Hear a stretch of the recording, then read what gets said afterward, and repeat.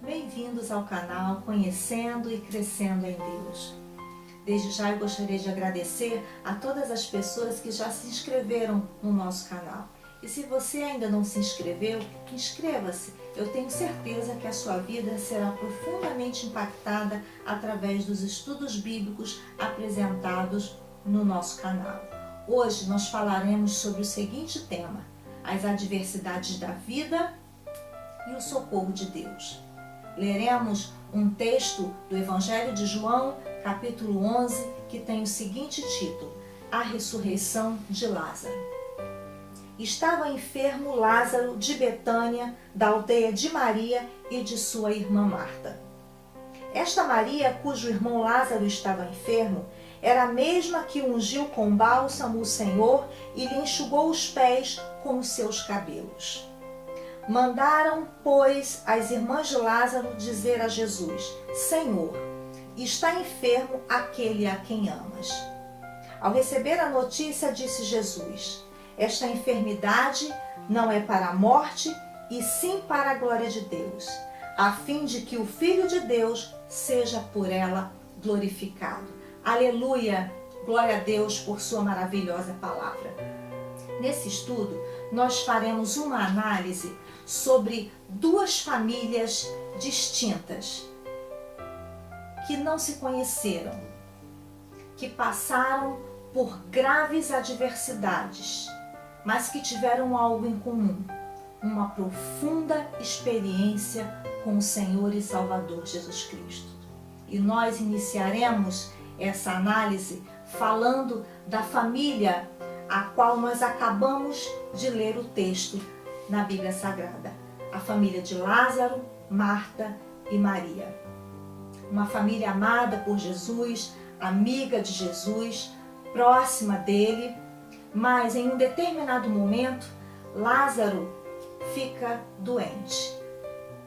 O texto não descreve qual era a enfermidade ou há quanto tempo este homem, que cria no Senhor Jesus Cristo e era amigo dele, estava enfermo. O fato é que quando esse momento de adversidade chega nessa família, a primeira coisa que as suas irmãs fazem é enviar mensageiros para que Jesus ficasse sabendo do que estava acontecendo com o seu amigo. Elas moravam em Betânia, essa família morava em Betânia. Jesus estava em Jerusalém na festa da dedicação. De Betânia para Jerusalém era uma distância de aproximadamente 3 quilômetros. Ou seja, uma distância que não impedia que Jesus fosse até aquela família para levar o seu socorro, para realizar uma cura de uma pessoa que necessitava e de alguém que ele amava tanto. O fato é que quando Jesus ouve a notícia da enfermidade de Lázaro, ele diz apenas uma coisa: esta enfermidade não é para a morte, e sim para a glória de Deus. E ele completa falando que, a fim de que o Filho de Deus seja por ela glorificado.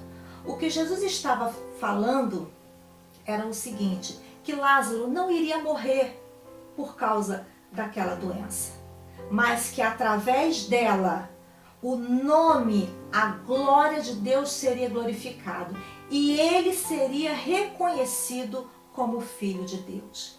A palavra glória nesse texto, ela vem da palavra doxis, que é uma declinação da palavra doxa, que quer dizer radiância, brilho, esplendor atribuídos somente a Deus. Ou seja, o que Lázaro estava vivenciando, aquele momento tão difícil, era para que a glória, o esplendor, a radiância de Deus fosse vista por meio daquela família. E que o nome de Jesus, ele fosse glorificado e ele fosse reconhecido como Filho de Deus. Naquele momento de adversidade, havia um propósito de Deus. E o propósito de Deus era esse: Muitas vezes, nós, quando estamos enfrentando um momento difícil na nossa vida, nós não compreendemos qual é o objetivo, qual é o propósito que Deus tem para conosco através daquilo que nós estamos vivenciando. Afinal de contas, quem gostaria ou quem deseja viver uma adversidade, um momento difícil, um deserto? O fato é que, ao ler esse texto, nós vemos que o inevitável acontece. Lázaro morre. E Jesus chega em Betânia somente 4 dias após o seu sepultamento. Eu tenho certeza que quando aquelas irmãs, Marta e Maria, enviam mensageiros até Jesus para que ele ficasse ciente do que estava acontecendo com Lázaro, elas nutriam em seus corações uma esperança, uma fé de que Jesus viesse até eles e os socorresse naquele determinado momento.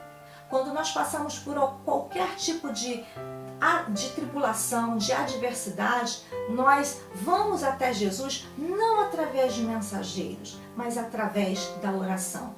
Falamos para Ele tudo que nós estamos passando. Passamos para Jesus em palavras ou até mesmo através de lágrimas todo o nosso sofrimento. E esperamos, assim como aquelas mulheres, uma ação imediata de Jesus. Mas Jesus chega 4 dias após o sepultamento do seu amigo. E a fala das irmãs de Lázaro, Marta e Maria, elas são praticamente a mesma, no versículo 21 e 32. A fala de Marta é a seguinte, ao ver Jesus chegando em Betânia. Disse, pois, Marta a Jesus: Senhor, se estiveras aqui, não teria morrido meu irmão.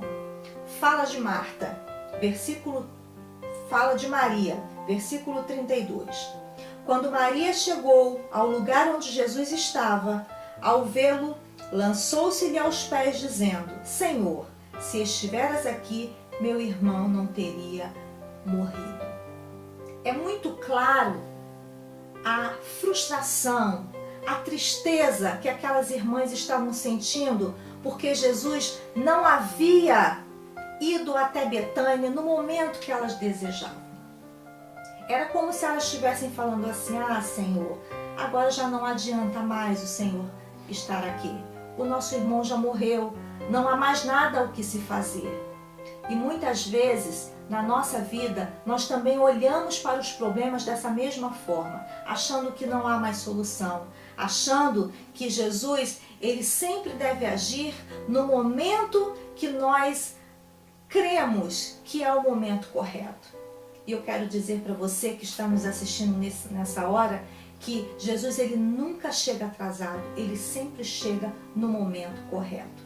E eu gostaria de fazer uma pausa na história dessa família para falar um pouco sobre a outra família.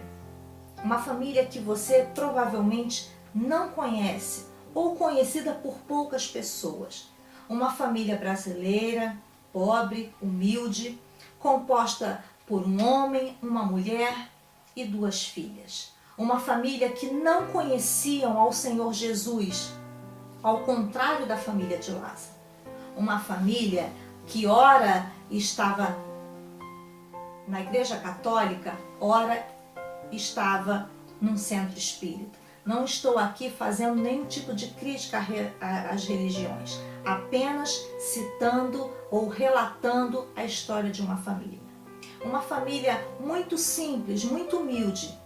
E certa vez, a matriarca dessa família, suspeitando que estava grávida, foi até uma reunião espírita. E chegando lá, um espírito maligno se manifestou em uma pessoa, apontou para o ventre daquela mulher e disse: essa criança não pode nascer. Se ela nascer, você vai ver o que eu vou fazer contigo. As palavras daquele espírito maligno soaram como uma ameaça. E aquela mulher, não conhecendo Jesus, ela teve medo. mas ela rezou porque era o que sabia fazer na época.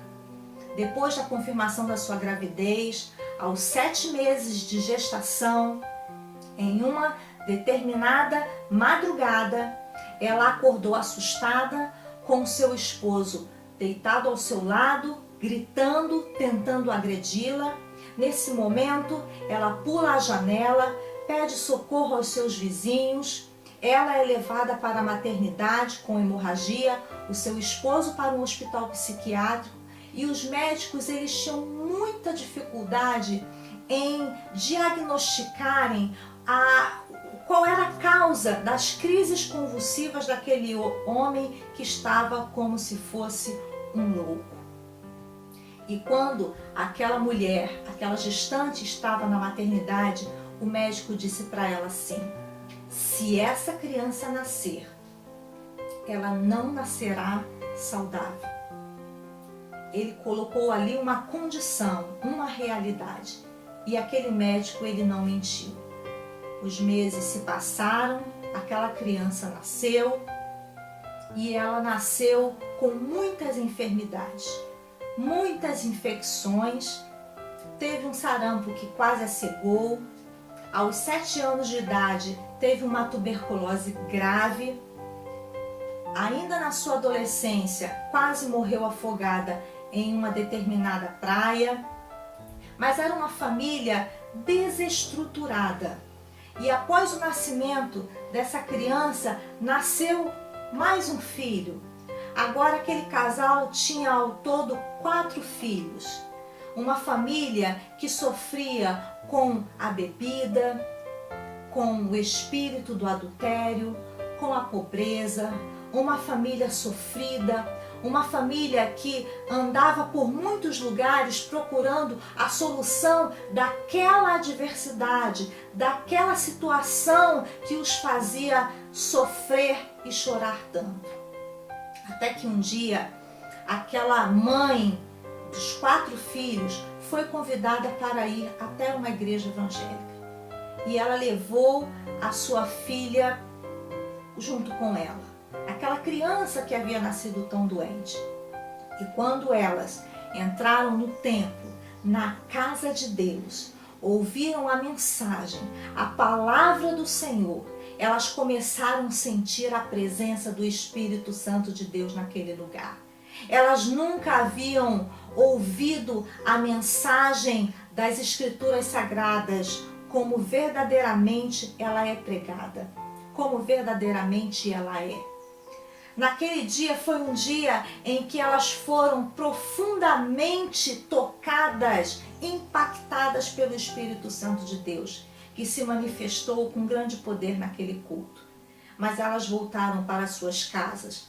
Mas aquela adolescente, já com quase 19 anos, ela ficou impressionada com os louvores, com a pregação da palavra de Deus. Sentiu vontade de aceitar Jesus, mas teve medo, teve vergonha, pois fazia parte de uma família que, além de estruturada, era uma família religiosa. Mas o Senhor, Ele tem planos para as nossas vidas. Em um determinado dia, ela sentiu o desejo de retornar àquela igreja. E quando ela chegou lá, se sentou, ouviu a mensagem da palavra do Senhor, e durante a ministração da palavra de Deus, o Espírito Santo a tocava de uma forma diferente e mais profunda para que ela aceitasse, recebesse o Senhor como Salvador da sua vida. E conforme a mensagem ia sendo pregada, algumas pessoas iam à frente do púlpito recebendo Jesus. E ela, tímida, envergonhada, talvez até pelas suas vestes que não estavam tão adequadas para estarem naquele lugar, para estar naquele lugar, ela se sentiu acanhada. Mas houve um determinado momento que aquele pregador, usado pelo Espírito Santo de Deus, ele dizia assim: eu tenho certeza que ainda falta uma jovem. Porque muitas pessoas já haviam ido até a frente aceitando o Senhor Jesus em sua vida. E naquele momento ela não pôde mais resistir o convite do Espírito Santo. foi até a frente junto com aquelas outras pessoas, recebeu Jesus em sua vida e naquele dia, a partir daquele momento, a sua vida nunca mais foi a mesma.